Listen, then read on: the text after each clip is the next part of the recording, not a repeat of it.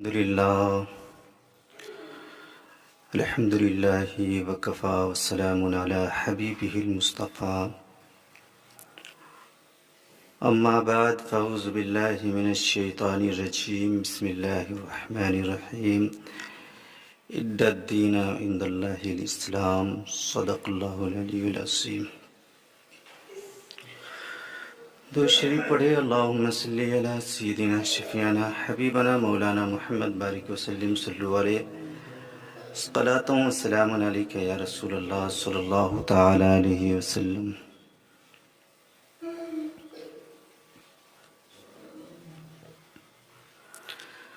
حضرات محترم، قرآن مقدسہ کہتا ہے ان الدین عند اللہ الاسلام، کہ بے شک دین اللہ کے نزدیک سب سے پسندیدہ اسلام ہے. بے شک دین اللہ کے نزدیک سب سے پیارا، سب سے پسندیدہ اسلام ہے. اور کیوں نہ ہو؟ اس لیے کہ مذہب اسلام بڑی آسانی کے ساتھ ہم سبوں کو بندگی کرنے کا طریقہ اور زندگی جینے کا سلیقہ سکھاتا ہے. مذہب اسلام ہمیں نماز پڑھنے کا بھی طریقہ سکھاتا ہے، وضو کرنے کا بھی طریقہ سکھاتا ہے، غسل کرنے کا بھی طریقہ سکھاتا ہے. یہی وجہ ہے کہ ہم میں کا بچہ یہ جانتا ہے کہ فرائض غسل کتنے ہیں، فرائض وضو کتنے ہیں، شرائط نماز کتنے ہیں، فرائض نماز کتنے ہیں. آج میں انہی چند جملوں پر گفتگو کرنے والا ہوں. بڑی بڑی باتیں سننے کے بعد انسانوں کے ذہن سے خاص باتیں گزرتی رہتی ہیں، نکلتی رہتی ہیں. اس لیے ضروری ہوتا ہے کہ چند ہفتوں کے بعد پھر سے بنیادی باتیں لوگوں کو بتائی جائیں، تاکہ لوگوں کی یادداشت تازہ ہوتی رہے اور بچوں کے ذہن میں بھی یہ بات اچھی طرح گھر بناتی رہے. ہم سب جانتے ہیں کہ مذہب اسلام نے ہمیں سکھایا ہے کہ غسل کیسے کریں. غسل کے فرائض کتنے ہیں؟ آپ دیکھیں کہ غسل میں 3 باتیں فرض ہیں. کتنی؟ 3 باتیں. بڑی آسانی کے ساتھ کوئی بھی اسے یاد کر سکتا ہے. صرف 3 باتیں غسل میں فرض ہیں: کلی کرنا، ناک میں پانی ڈالنا اور پورے جسم پر پانی بہانا. یہ غسل کے فرائض ہیں. جب بھی آپ غسل کرنے جائیں پہلے اسے ادا کریں. اور سنت یہ ہے کہ جس طرح ہم نماز کے لیے وضو کرتے ہیں اسی طرح غسل سے پہلے وضو کر لیں. اس میں فرائض کی بھی ادائیگی ہو جائے گی، سنت کی بھی ادائیگی ہو جائے گی. فرض پر عمل کرنے کا بھی فائدہ ہمیں مل جائے گا اور سنت پر عمل کرنے کا بھی فائدہ ہمیں حاصل ہو جائے گا. لہذا ہم اس طرح سے غسل کیا کریں. اور یہ بات بھی اچھی طرح ذہن میں بیٹھانے کی ہے کہ بہت سارے لوگ یہ سوچتے ہیں کہ بچہ بدن پر پیشاب کر دیا یا قے کر دیا، راہ چلتے ہوئے کیچڑ لگ گئی، گوبر لگ گیا، یا کوئی گندی چیز لگ گئی تو اس سے غسل فرض ہو جاتا ہے؟ ایسا نہیں ہے۔ ان چیزوں کے لگنے سے غسل آپ پر فرض نہیں ہوتا ہے۔ آپ اسے دھو لیں گے، پاک و صاف ہو جائیں گے۔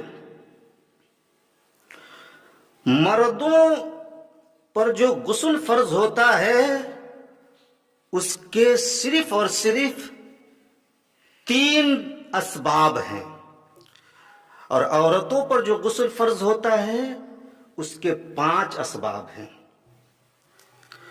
وہ کبھی تفصیل میں بتاؤں گا۔ یہ جو چھوٹی چھوٹی گندگی لگ جائے اس کے دھونے سے انسان پاک و صاف ہو سکتا ہے، اس سے غسل واجب نہیں ہوا کرتا۔ لہذا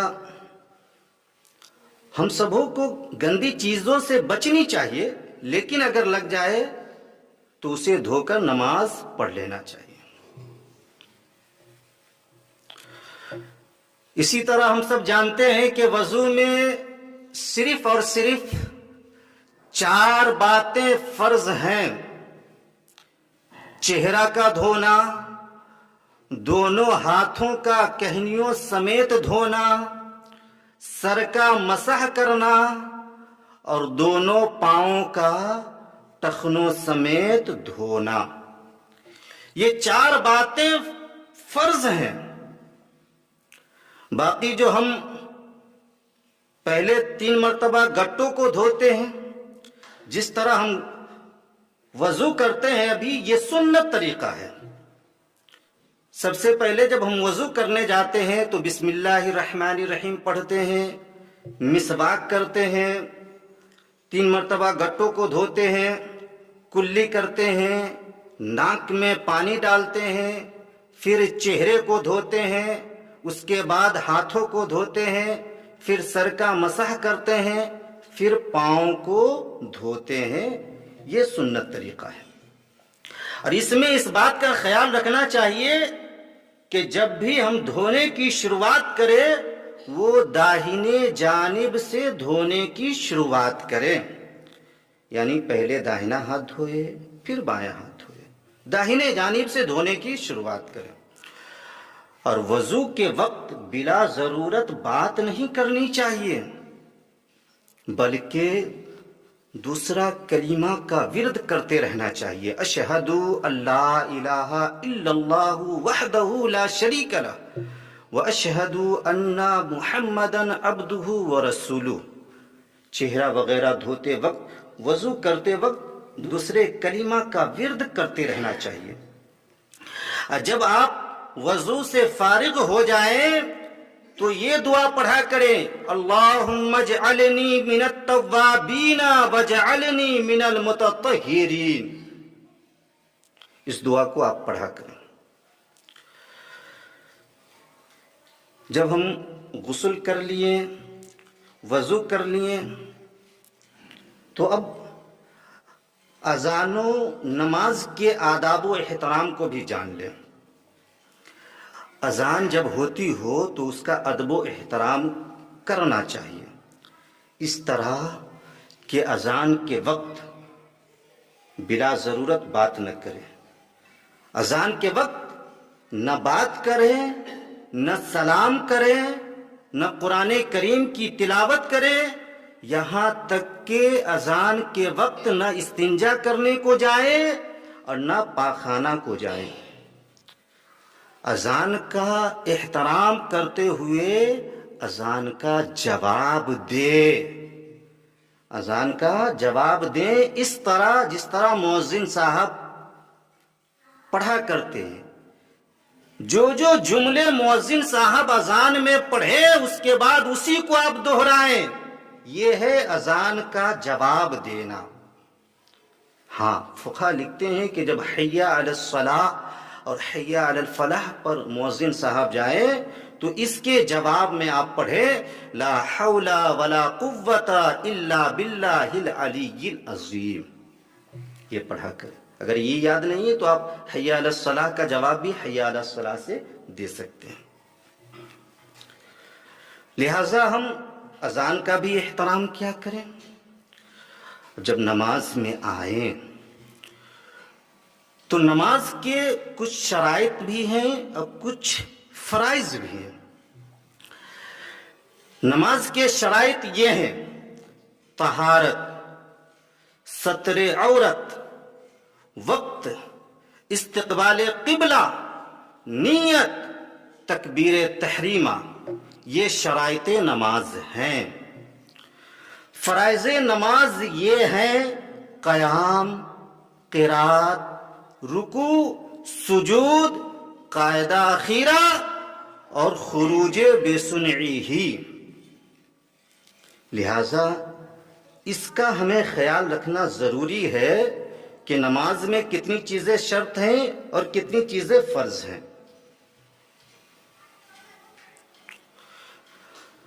کسی بھی حالت میں، کسی بھی کپڑے میں، کسی بھی جگہ پر ہم نماز نہیں پڑھ سکتے. نماز پڑھنے کے لیے جسم کا پاک و صاف ہونا بھی ضروری ہے. جو کپڑا ہم پہنے ہیں اس کا بھی پاک و صاف ہونا ضروری ہے. جس چیز پر ہم نماز پڑھ رہے ہیں اس کا بھی پاک و صاف ہونا ضروری ہے. اور جس جگہ پر ہم نماز پڑھ رہے ہیں اس جگہ کا بھی پاک و صاف ہونا ضروری ہے. یہ ہے طہارت. نماز کی یہ شرط ہے، اب پہلی شرط ہے.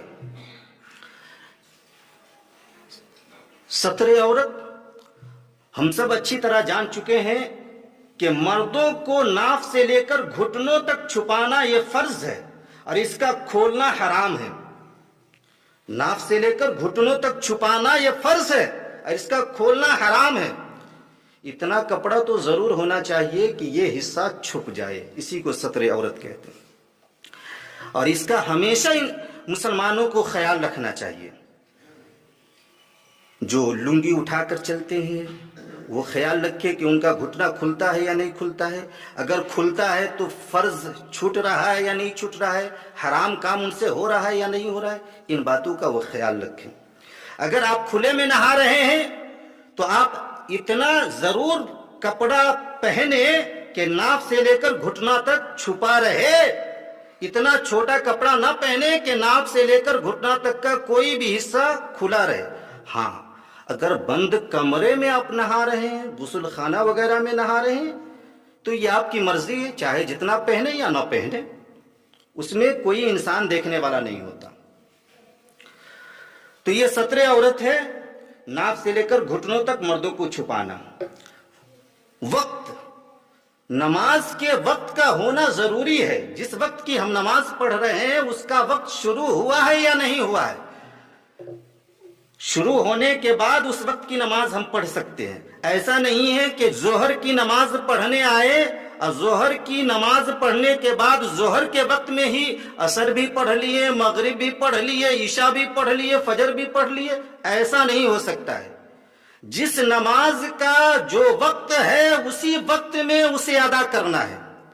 اور استقبال قبلہ یعنی ہمارا منہ جو ہے پچھم کی جانب یعنی قبلے کی جانب ہونا چاہیے. تو استقبال قبلہ کا بھی خیال رکھنا ضروری ہے. اس کے بعد ہے نیت. نیت نیت دل کے ارادے کا نام ہے. آپ نے دل میں ارادہ کر لیا کہ ہمیں جمعہ کی نماز پڑھنی ہے، یہ نیت ہو گئی.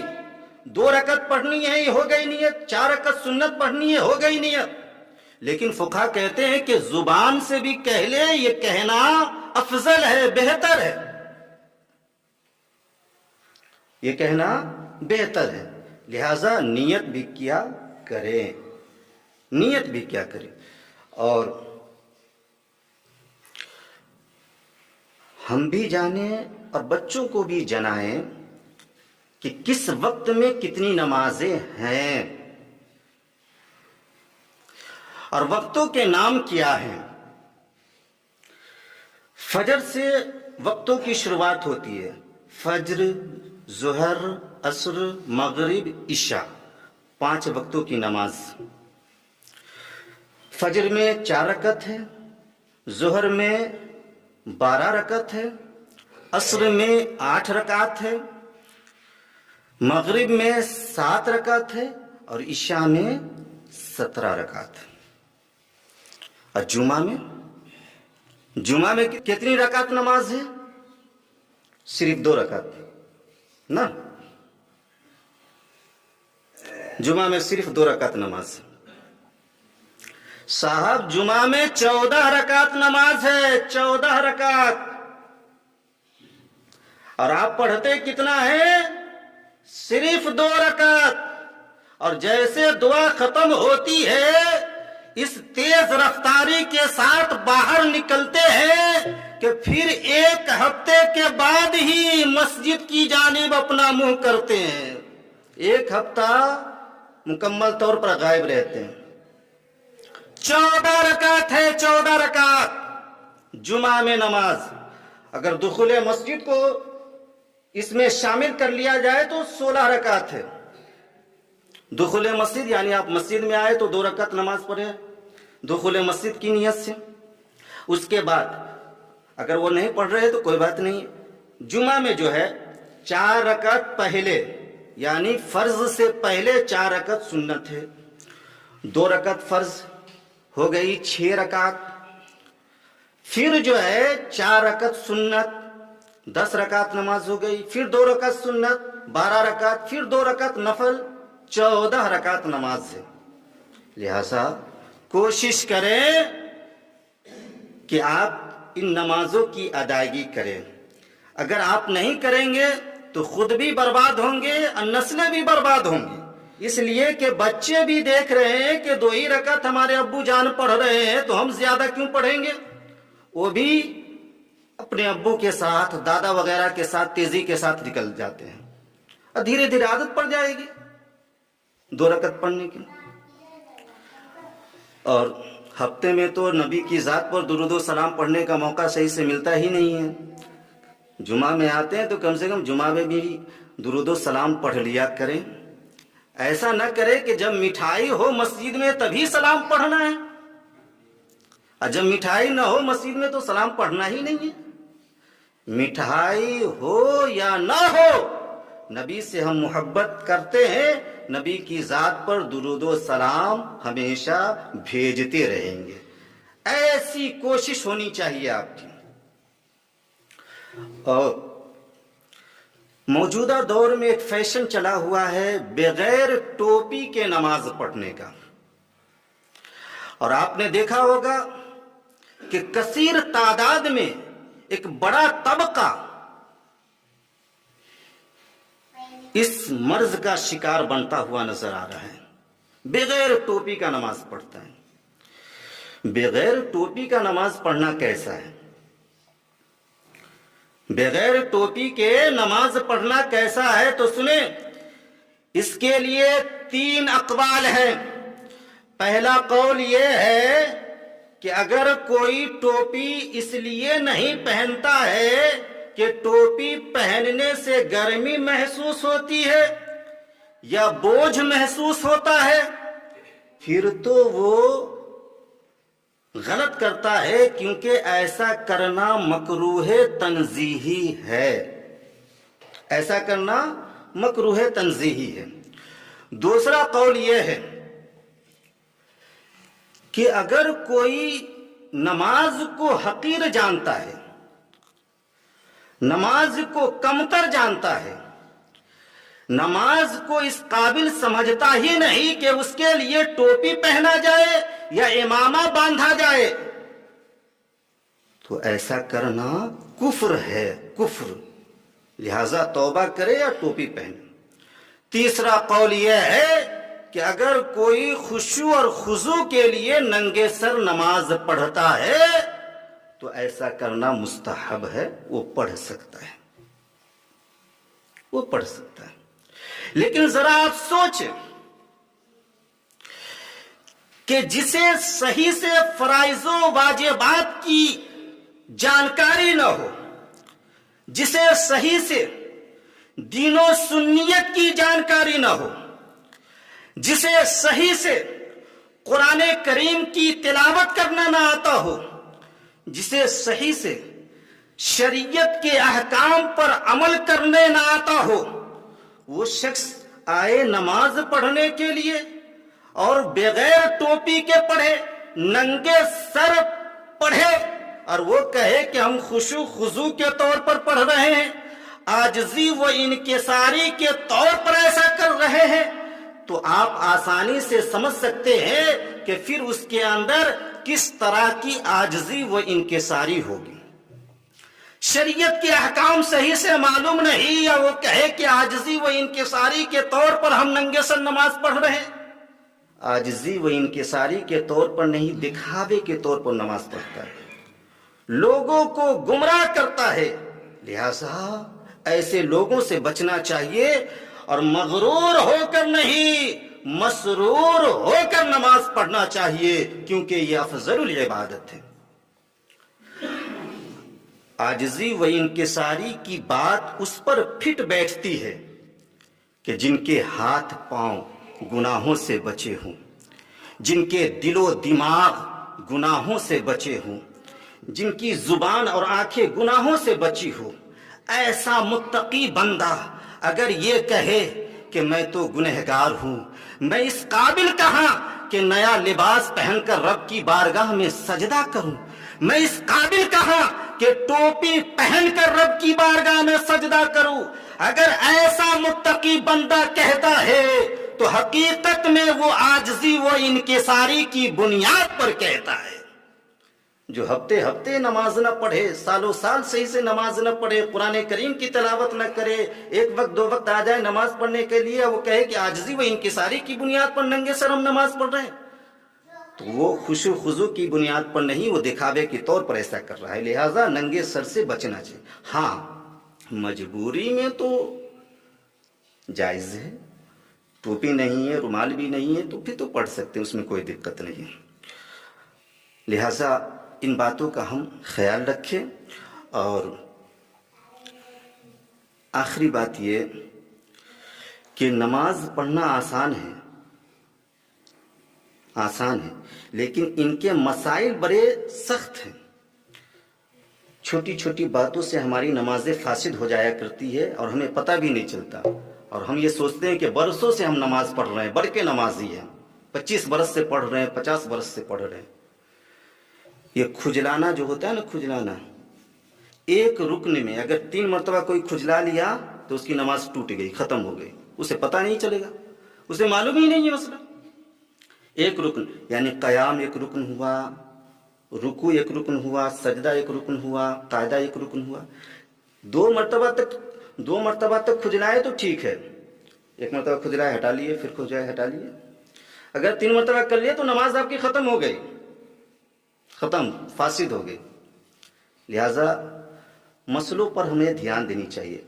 ایسے انگلی قینچی بنانا یا انگلی توڑنا، یہ سب مسجد میں مکروہ تحریمی ہے، مسجد کا ادب و احترام کرتے رہنا چاہیے، اور نمازی کے آگے سے نہیں گزرنا چاہیے۔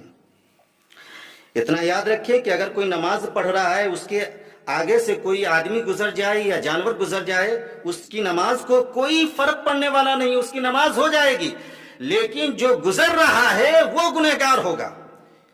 ایک روایت کہتی ہے، نمازی کے آگے سے گزرنے والا یہ جان لیتا کہ نمازی کے آگے گزرنے میں کتنا بڑا گناہ ہے، نمازی کے آگے گزرنے میں کتنا بڑا گناہ ہے، تو وہ 100 برس تک کھڑے رہنا یا زمین میں دھس جانا تو پسند کرتا، لیکن نمازی کے آگے سے وہ کبھی بھی نہیں گزرتا۔ اللہ اکبر کبیرہ، اتنا بڑا گناہ ہے۔ لہٰذا نمازی کے سامنے سے اگر گزرنا ہو تو ایک سترہ وہاں پر رکھے۔ سترہ کا مطلب یہ ہے کہ 1 ہاتھ کی اونچی چیز اور کم سے کم 1 انگلی کے برابر موٹی چیز ہونی چاہیے، نمازی کے آگے رکھ دے، پھر آپ گزر سکتے، اس میں کوئی دقت نہیں۔ یا ایک آدمی بیٹھا ہوا ہے، اس کے سامنے سے گزر جائے، پیچھے نماز پڑھ رہا ہے، کوئی دقت نہیں۔ لہٰذا ان چیزوں کا خیال رکھے، اور جو بعد میں آئے یا جماعت کے بعد لمبی نماز جنہیں پڑھنا ہو، وہ امام صاحب کے پیچھے بھی نہ پڑھا کرے، کیا معلوم امام صاحب کو جلدی جانے کی حاجت ہو، تو لہٰذا اس کا بھی خیال رکھا کرے۔ اللہ تعالی ہم سبوں کو صحیح طریقے سے نمازوں کی ادائیگی کی توفیق عطا فرمائے۔ وآخر دعوانا الحمدللہ رب العالمین۔ السلام علیکم۔